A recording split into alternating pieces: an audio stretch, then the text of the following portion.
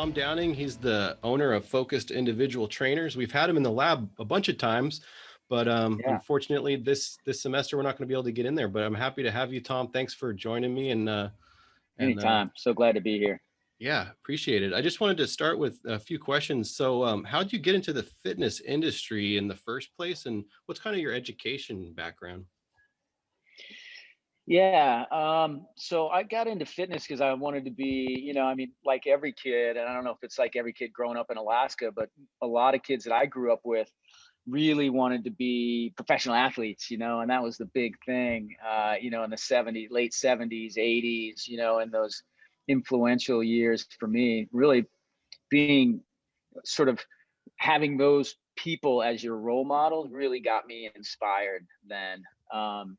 And so, realizing pretty quickly through the high school years when you start competing against some of these folks that are probably have a chance to at least play in college, and then you realize there's this whole nother level of professional, you're like, holy shit, I'm not going to be a professional athlete. So, you start looking around for like, what can I do to still hang around professional athletes?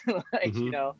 so I think, I mean, for me, I was motivated by that lifestyle, by that sort of how they were under so much pressure, but they performed and they made it look easy, and whether it was, I know you like surfing, but I'd watch the pro surfing circuit, or the BMX bikes and the motocross and, then of course the big five sports, with soccer and football, baseball and basketball and hockey and just looking at their lifestyle and what they represented. I got so excited about that. And so I really started searching for ways that I could still be involved.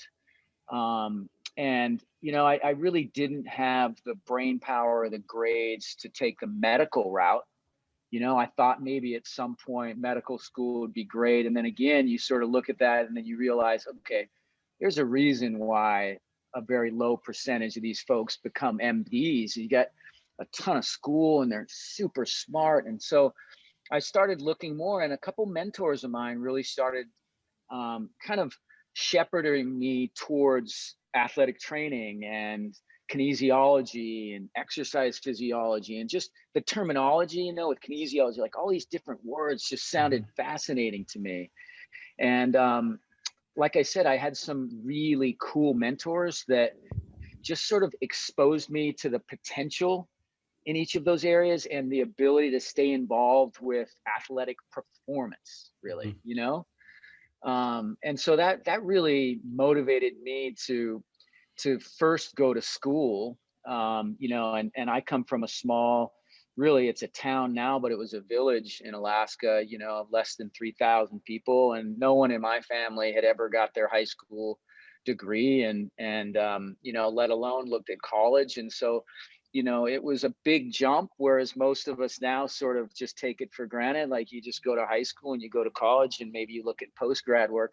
It was really a different universe for me. And it was scary. And I was very afraid of failure and very afraid of people judging me and not having good enough grades. And, so I really took a chance and I took the long route.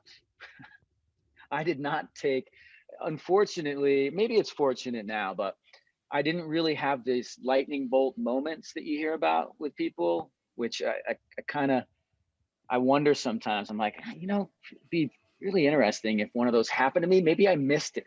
Like Yeah, maybe I just wasn't paying attention. It was like, maybe it happened. like maybe it did happen, and I just, finally, I just sort of, it's more like a wandering, and I just experienced school. I was paying for it myself, and I was commercial fishing to pay for school, and I knew that I wanted to stay in school, but I didn't have a real clear path. And so, the athletic training, I went into flight school. I went down to ground school at Arizona State for a couple of years because I thought maybe I wanted to be a pilot because my father was a bush pilot in Alaska, and came back, took some time, went to Australia, did some surfing for 6 months there on the East Coast. And loved Nice. it, and thought, why bother working, And then it was like I was hitting up my parents when I ran out of money for some more dough to keep surfing, and I'm like, well, I got to do something.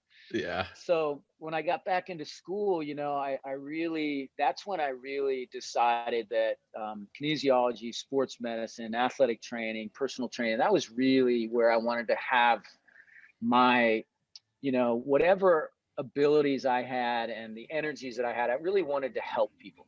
Hmm. And so, I got involved. I moved up from high school kids up to collegiate kids. I went to graduate school at San Jose State and got to work as a GA there, and had a nice stipend. I got to work with their football team, and I got to also work with gymnastics, and which I learned a ton from, and volleyball and baseball, and like just this wide range of different sports. And through that, I got to work with the San Jose Giants in their program, and the San Jose Sharks, working with their basically it was their program the NHL subsidized to bring hockey to non-hockey markets. And it was just so many amazing opportunities to work with all these different folks. And then on top of that, I got to work in a clinical setting. So I was seeing little pieces of these different careers. It was a real blessing in hindsight. While it was happening, I was just driving a shit ton. Hmm. Like, I was like, in one space, and then across town, and hit the practice in another space. And so it was really it was a lot of work. But it really, as I got out of graduate school and started searching for how I was going to like create my exit, that's when I really found strength and conditioning, and the combination of the psychology and the science and really the sociology that goes into working with people, 3 times a week, having that kind of power and control over their routine to help elicit big changes in their lifestyle. And that really got me going. And so I was involved very early in a startup called Axis up in Menlo Park in the late 90s. And we were able to, I got my first exposure to venture capital there. We raised $8 million to grow that business out. And I learned just a ton, like the learning curve. I knew nothing about business, Hmm. never had a checkbook.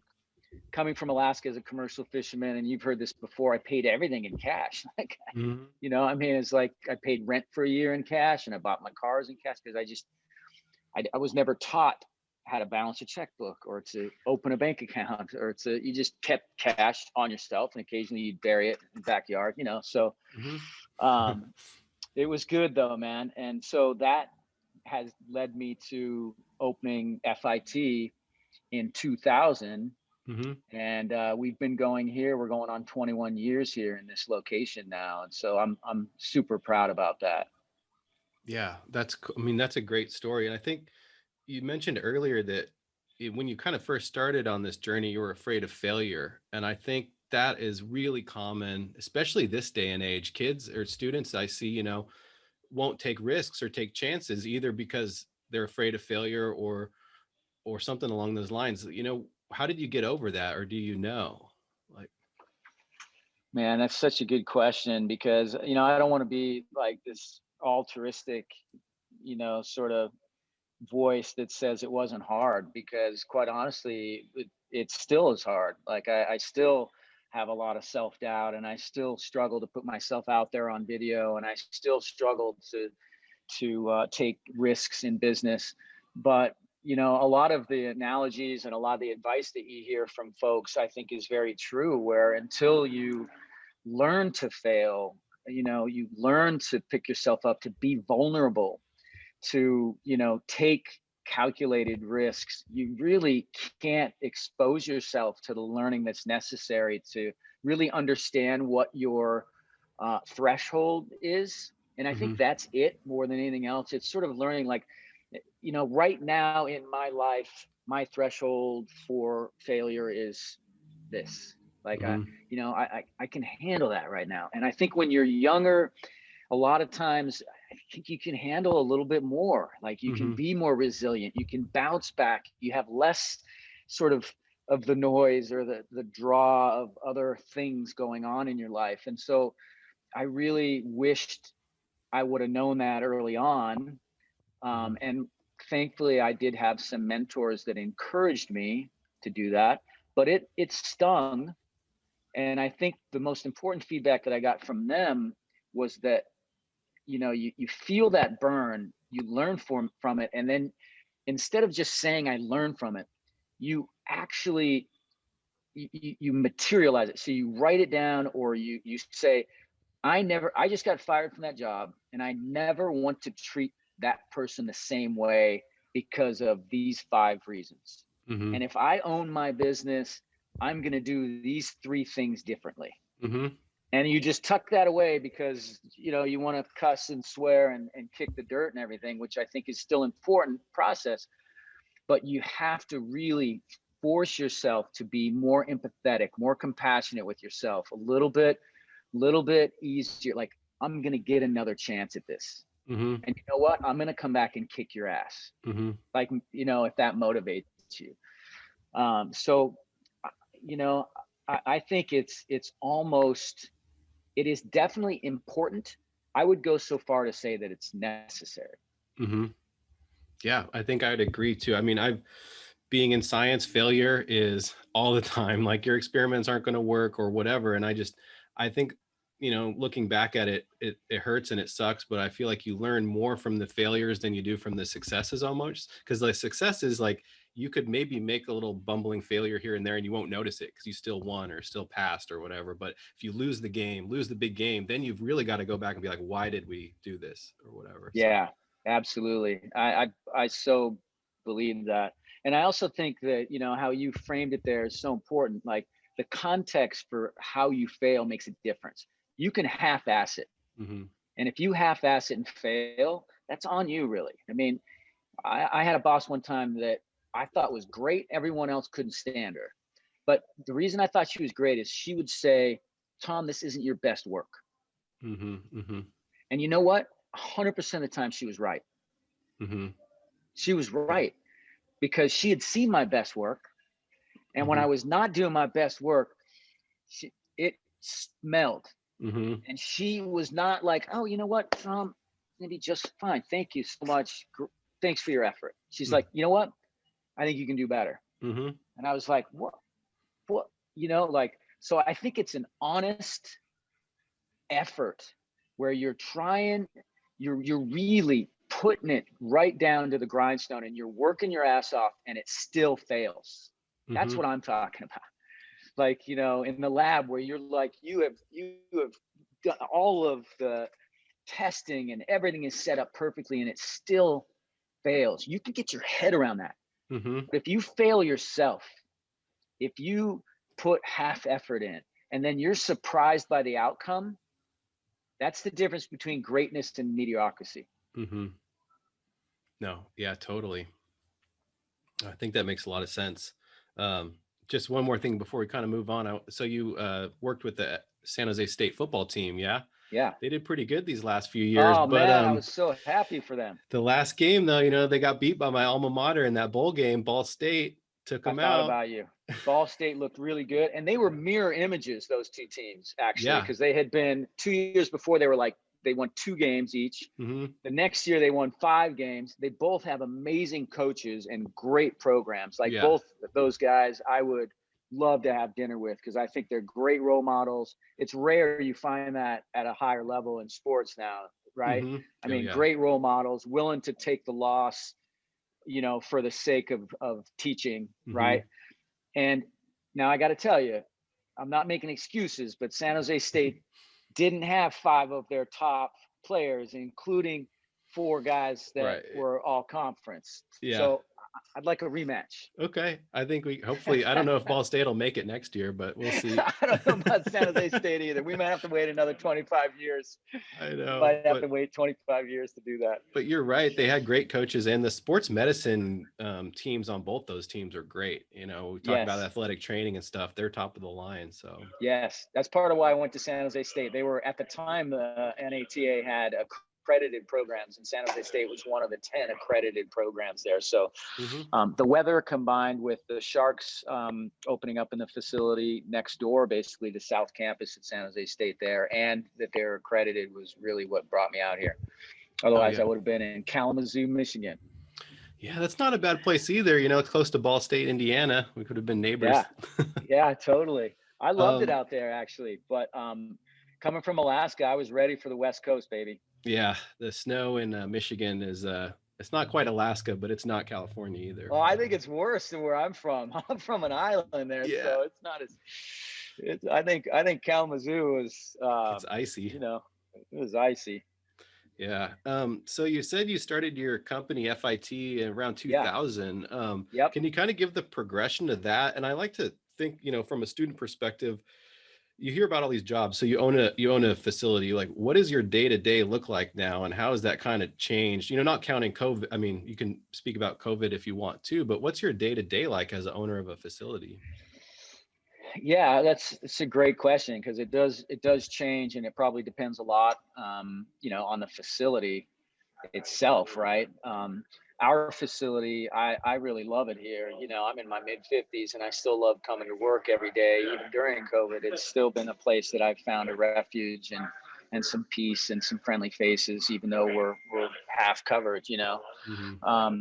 But I think the day to day really, for me anyway, because we have physical therapy going on, and then we have our body work practice, which is massage therapy and some stretching, fascial stretching therapy, and then we have our personal training, and then we have our group training classes. And so we have entities, that have either that there were trainers that started here that spun off small businesses within the facility, and then we sort of cover some of their fixed expenses for them for a small cut of what they make, and then it fits into our overarching philosophy so that we can, no matter what the person is looking for, whether it's PT or training or help with their eating strategy or sleep or stress management, or some body work. We have meditation on Sundays and Wednesdays. Hmm. I think it's the people that I work with that really have made this place successful and created this sort of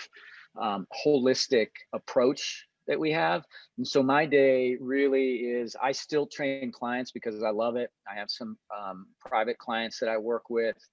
And I still do some virtual training as well. We're doing some outdoor training now because it's mandated that we can. So that's been great.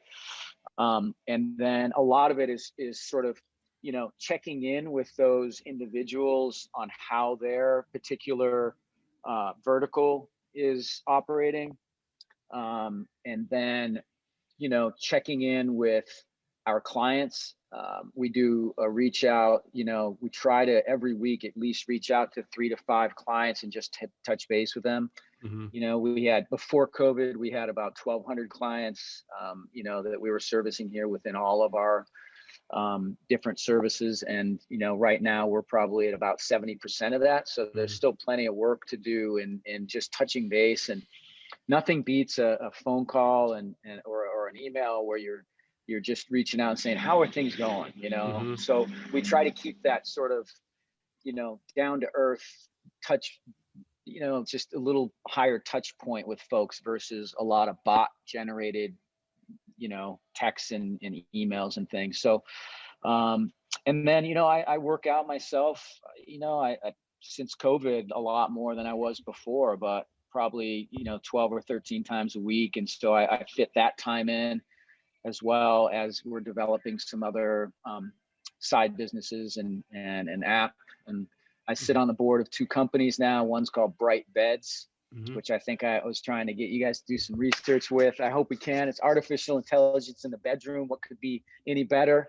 Hmm. Um, and then another one's called You Can, which I think I shared with you as well. They're a food technology, which I really am excited about. And so, there's probably another 3-4 hours a week that I'm working with them. And then, as you know, there's a lot of time spent trying to stay current. I mean, I always Oh, I'm nice. always looking for Jimmy Bagley in there. There you I know go. you guys published a paper Yeah.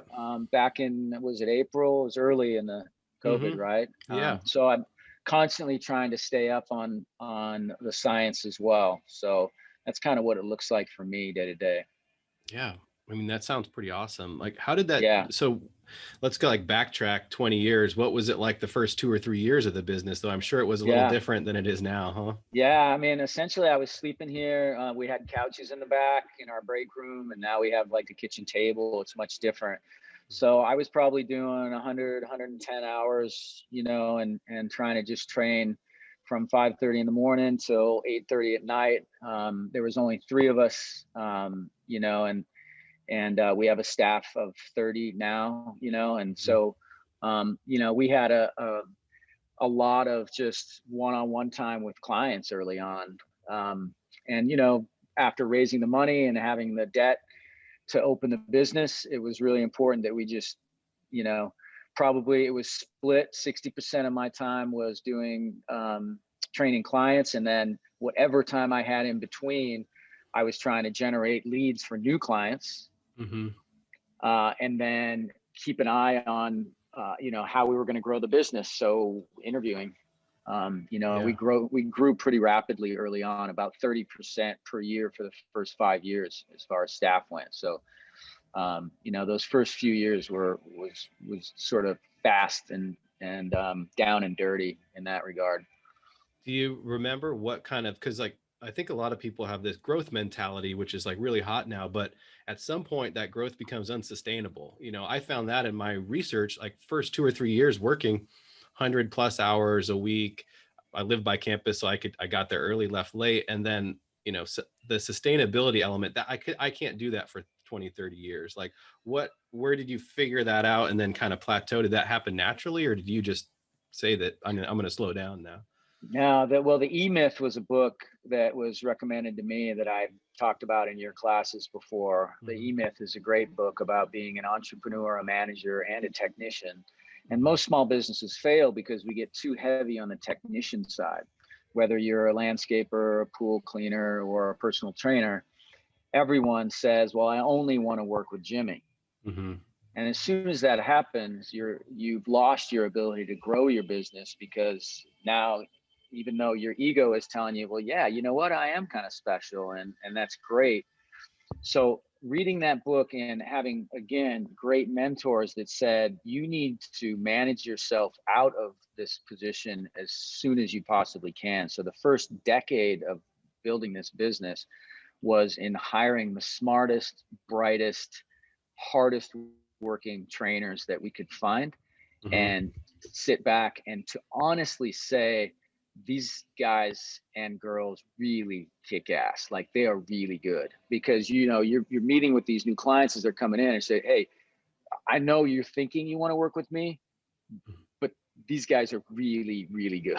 Mhm. So, everybody always gets that sort of thing as you come into a service business, right? They're like, oh, I know you want to work with me, but Jimmy's really great. Mhm. You gotta, when you work with Jimmy, you gotta realize, holy cow, Jimmy is great. Mhm. And so it was really important. And I love that question, because like everything else in my life, I didn't have this nice bell shaped curve, and I'm not going to like float into retirement like a lot of folks that figured it out really early on. Like, Mhm. I hit ceilings and kind of, you know, some crooked ways to get around the problem. But, once we figured out that Mhm. it's the people you surround yourself with, and it's your ability to put your ego in the back seat, Mhm. to say, you know what, it's not me, and the world revolves around you. It really, in order to run a successful business that is going to, um, grow, it needs to do that in a way that is with or without you. Mhm.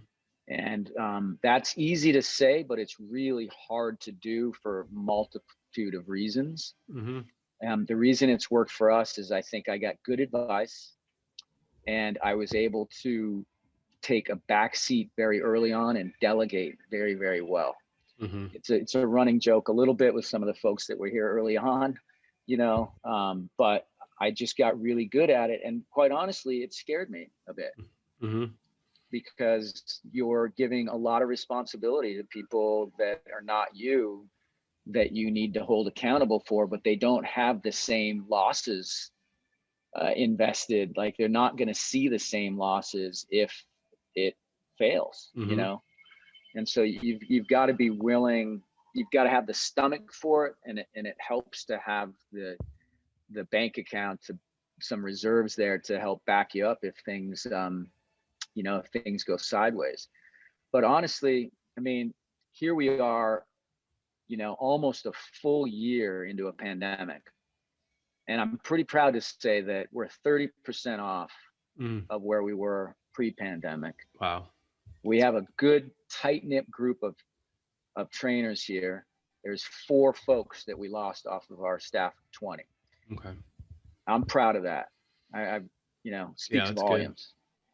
No, that's great. I mean, the way I'm kind of thinking about it too is, do you feel like, as you kind of develop through your career, that you find what your strengths are and find what your weaknesses are, and then find people that can pick up on your weaknesses, right? Like for example, I'm not a statistician.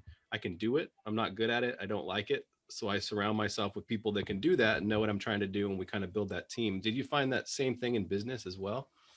Yeah, that's great. Actually, we use some old school techniques too, called the strength finders. It's a little survey. It's been around for a long time in business schools, and Mm-hmm. and a lot of folks have gone away from it. But we really like it because it creates these verticals for people, and just like you said, it's like if you surround yourself and by people that all have the same skill set, Mm-hmm.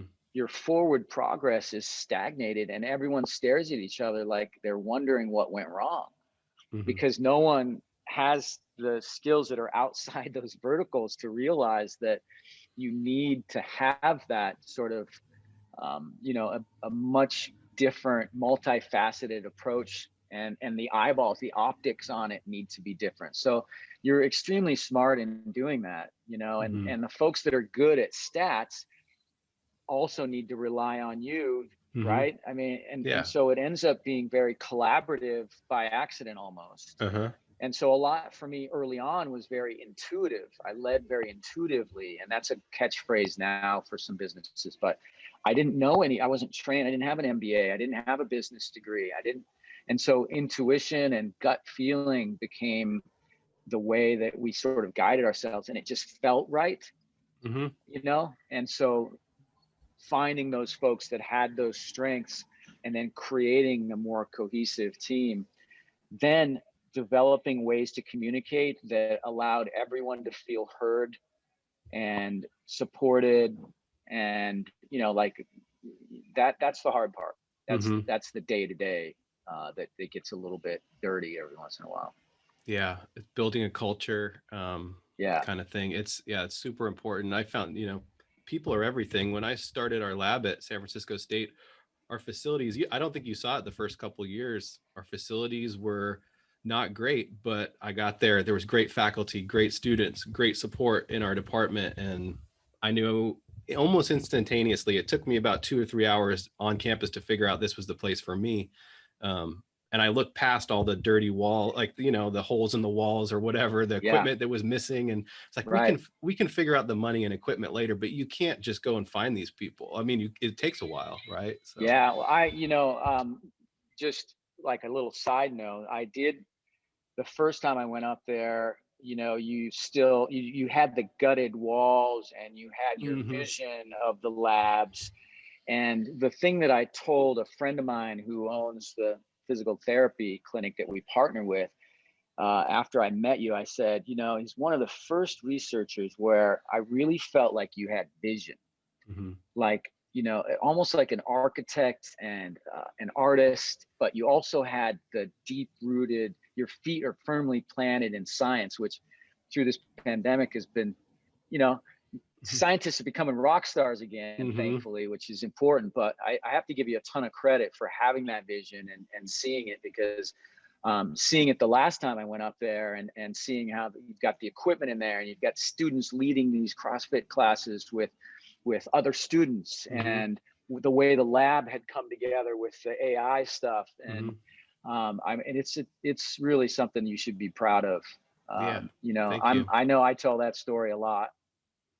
Cool. Yeah. Thanks. I appreciate it. I mean, Yeah, I would like to tell you that I had this vision of what it is now from the very beginning, but it was, kind of like every year or two, I kept building these ideas, and then something would fail, and then something would work, and then, oh, here's $250,000 from the department. Do you want it? Oh, yeah, for sure. I got all these, and yeah, then just, yeah, it's yeah, and just been the willing to take the process. chance of that. Maybe not even knowing what you're going to exactly spend it on, but you're like, "Yep, I'll take it Hmm. Oh, yeah, because I'm going to figure it out." yeah, I'm going to figure it out, you know, yeah. and that's a risk in itself. You have to have that personality. And that's, I think, I, I don't know if you'd be as honored as I am, but I'd like to say that we have that in common. Hmm. I think so. Yeah, I am honored. Well, I think, so basically your career has been going for these years. If you could go back to, your time maybe at age 18 to 25, say you're an undergrad or maybe just going into grad school, what advice would you give yourself that would kind of translate to students nowadays? Man, things are so different, right? I mean, technology and social media platforms and information and the way that it's passed on and the amount of information that we need to digest and articulate. I mean, it's daunting, but it's also just an amazing future that I think is out there for folks in, especially in this industry, exercise science as a whole. I Hmm. think that the big thing really would be for me is to probably have gotten into the mental health aspect earlier. Hmm. The psychology of mental health and motivation and behavior change, regardless of the field that you go into under sports medicine or kinesiology, whatever, whether it's exercise physiology, exercise science, pedagogy, or teaching, or sports management, or athletic training, whatever it might be. Hmm. I think, back then I would have said, yeah, it's sort of Tom Tutko and a few of these guys were doing some sports psychology stuff, but that was really it. It's really, if I would have paid more attention to that early on, I think it would have opened a lot of doors for me and made things a lot within the business world, made things a lot clearer and cleaner for me Hmm. had I had that knowledge moving forward. And I think having it now, I do think, and I know this is probably off on a little tangent a little bit, but I do think that's where the future of this industry is really motivated to go towards, is much more towards the mental health and this wellness picture, which is more holistic and altogether versus these little pockets of just exercise science and Hmm. just the psychology and behavior change separate. I think they're all coming together, and so I think the 18 to 25-year-old, I would have stepped up the empathy and the compassion. I would have really focused a lot more on the mental health aspects of behavior change and motivation to understand that from a business perspective. Hmm. And I would have been a lot, um, I probably would have been a lot less likely to avoid risk. I mean, Hmm. I think I would have taken more, even Yeah. though most people say I'm probably moderate to high risk taker. I think Hmm. I would have done, I would have put even more of myself out there, knowing that I was probably overemphasizing what the repercussions were going to be because of my own insecurities. Hmm. You know, get out Yeah. and do it. Like, Yeah. change the world. Don't be afraid to say you're great.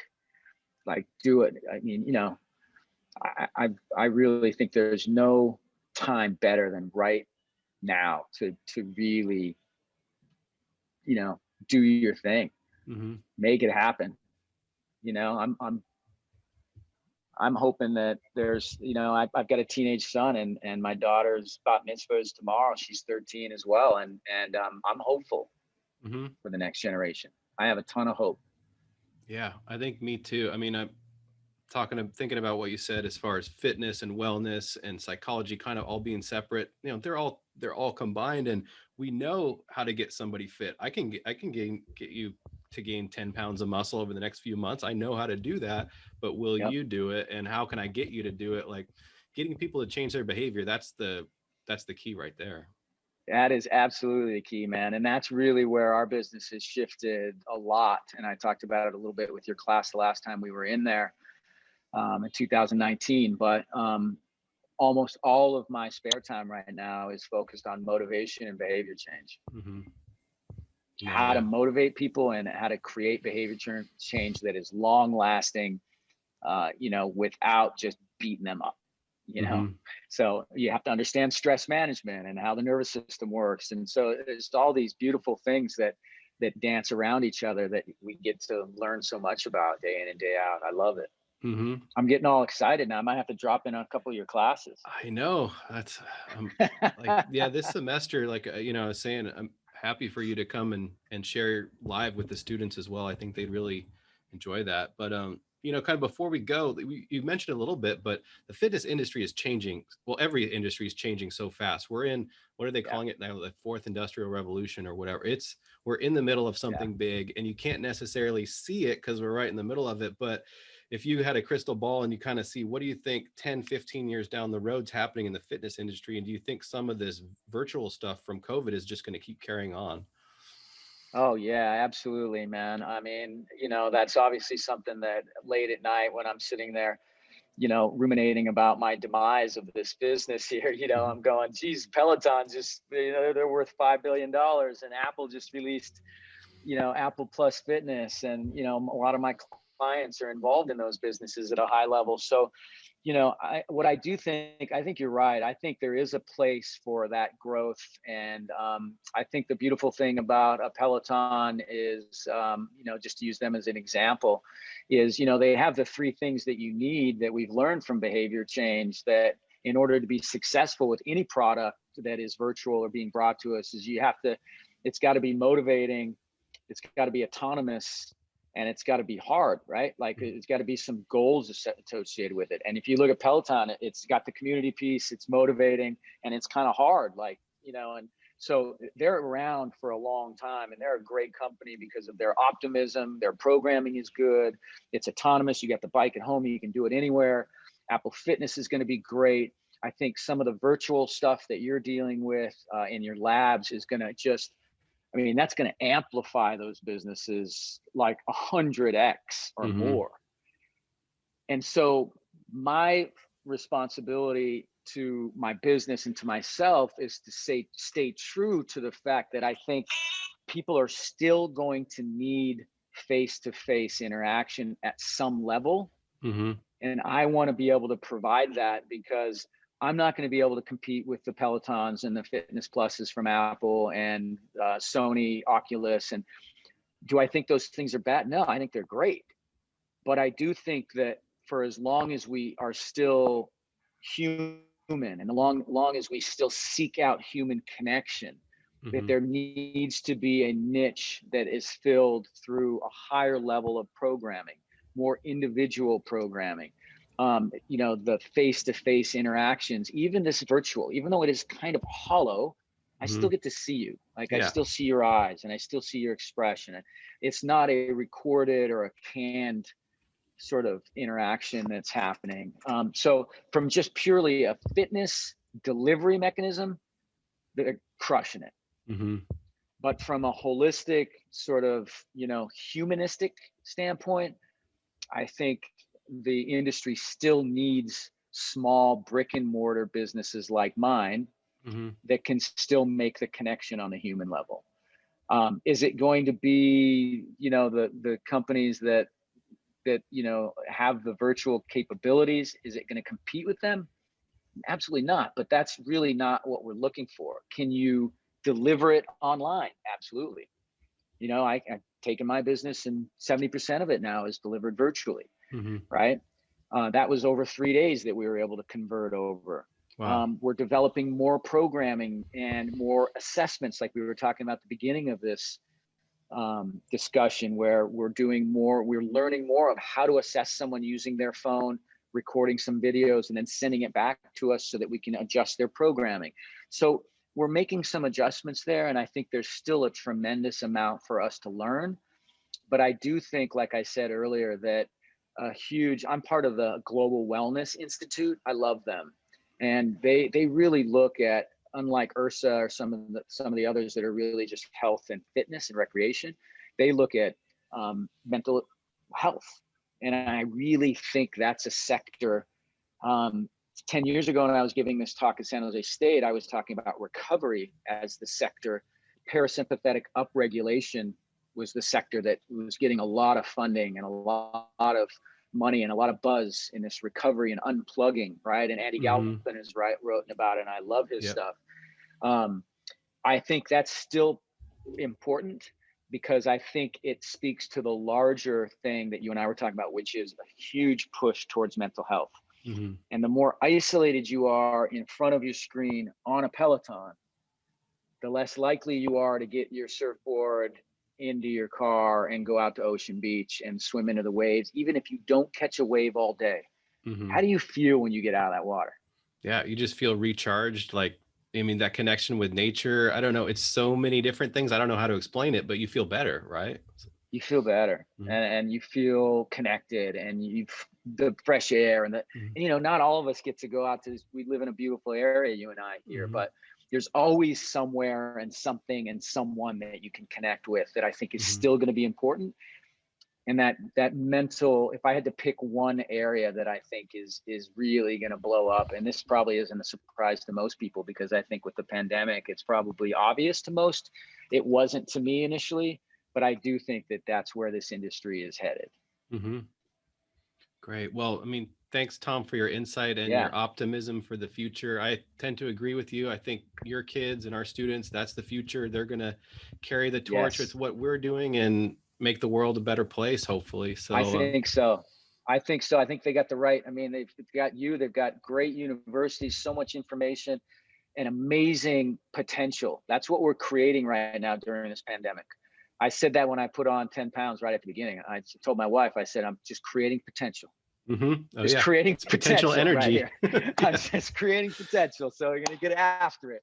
And the students are going to do that. And I know that, if they just give themselves the opportunity to be a little vulnerable, feel the empathy for yourself, continue to take chances, work hard, be disciplined, success will find you. You will find your path, and you will change a lot of people's lives, and of course you will change your own as well.